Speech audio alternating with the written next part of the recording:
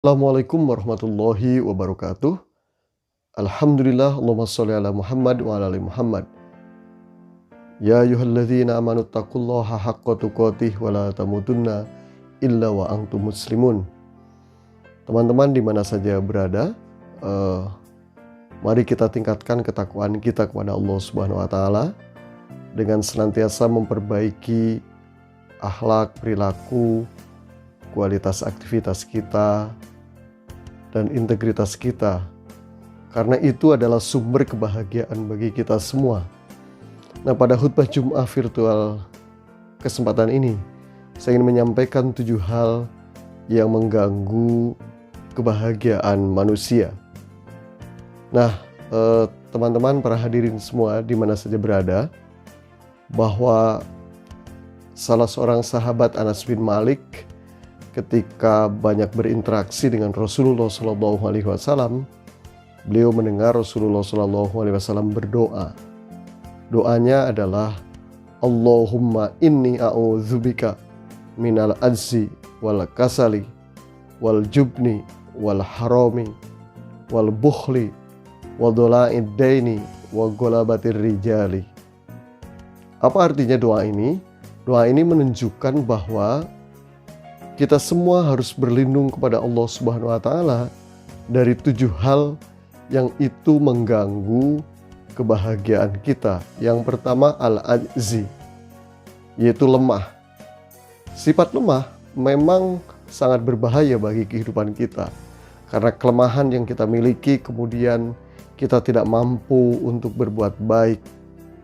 Kita tidak mampu untuk melakukan hal-hal yang positif. Kita tidak mampu melakukan hal-hal yang berguna bagi diri kita, juga bagi khalayak luas. Oleh karena itulah sifat lemah menjadi bagian yang sangat dan penting harus kita eliminasi dari kehidupan kita. Itulah mengapa dalam sebuah keterangan bahwa orang mukmin yang kuat itu lebih baik dan lebih utama daripada mukmin yang lemah. Oleh karena itulah, mari kita yang pertama itu menghindari lemah dan menjadi mukmin yang kuat. Kemudian yang kedua, wa'udzubika minal kasali. Kita juga harus berlindung dari sifat malas. Sifat pemalas ini tentu kontraproduktif dengan teladan Rasulullah SAW yang menganjurkan kita senantiasa bekerja keras, bekerja di atas tangan kita sendiri. Malas itu sesuatu suatu bentuk pekerjaan, aktivitas yang kemudian tidak sesuai dengan apa yang diharapkan oleh kita semua. Oleh karena itulah orang yang malas maka akan menjadi beban orang lain, beban masyarakat, beban bangsa dan negara ini. Kalau kita lihat bagaimana cara Rasul jalan, itu cepat, itu menunjukkan bahwa Rasul itu sosok yang sangat rajin, sosok yang merupakan pekerja keras. Kemudian yang ketiga, wa'udzubika minal jubni, dan kita juga berlindung dari sifat penakut. Gitu. Sifat penakut ini juga sesuatu yang berbahaya bagi kehidupan kita. Orang penakut tidak bisa melakukan apa-apa, mau melakukan hal-hal yang baik, yang positif, dia takut gitu. Mau menegakkan kebenaran takut, mau menegakkan akhlak mulia takut, mau berintegritas takut. Maka berbahaya sekali orang yang penakut, apalagi dibawa untuk jihad, untuk berjuang, untuk berperang. Maka sifat penakut ini sangat berbahaya.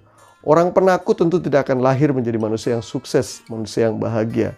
Maka kita harus terhindar dari sifat takut dengan terus mencoba melakukan hal-hal yang positif, dari hal-hal yang kecil menuju hal-hal yang besar. Kemudian yang keempat, wa'udzubika minal harami.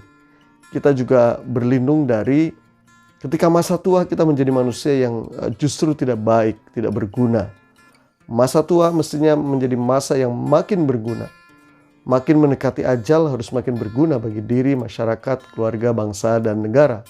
Oleh karena itulah, untuk menuju masa tua yang itu dapat menjadi masa tua yang baik, maka kita semua Dianjurkan untuk mempersiapkannya sejak masa muda.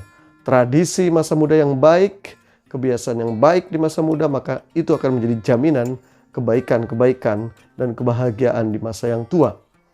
Kemudian yang kelima, wal bukhli, yaitu kita harus dijauhkan dari sifat kikir. Kikir dimanapun tidak akan berdampak baik, tidak akan berimplikasi baik. Selevel kapitalisme saja mereka memiliki apa yang disebut dengan CSR, ya, sebagai kepedulian perusahaan yang mereka miliki. Apalagi kita sebagai Muslim, sebagai individu-individu yang baik, maka kikir itu sifat yang tidak berguna dalam kehidupan kita. Apalagi di masa pandemi ini, kita dituntut untuk peduli kepada siapapun yang membutuhkan, karena pandemi juga telah memporak-porandakan keadaan ekonomi individu, bangsa, dan negara. Maka ini butuh kepedulian dari semua pihak. Kemudian yang keenam, wadhalaidaini, kita juga berdoa supaya dihindarkan dari lilitan hutang. Memang hutang itu sesuatu yang wajar, tetapi kalau hutang itu di luar kemampuan kita untuk membayarnya, hutang sana sini, gali lubang tutup lubang dengan berbagai hutang, maka itu akan menjadi lilitan hutang dan akan berbahaya. Nah, mudah-mudahan kita semua diselamatkan dari lilitan hutang itu.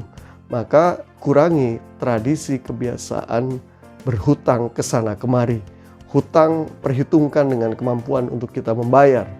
Kemudian yang ketujuh, wa ghalabatir rijali.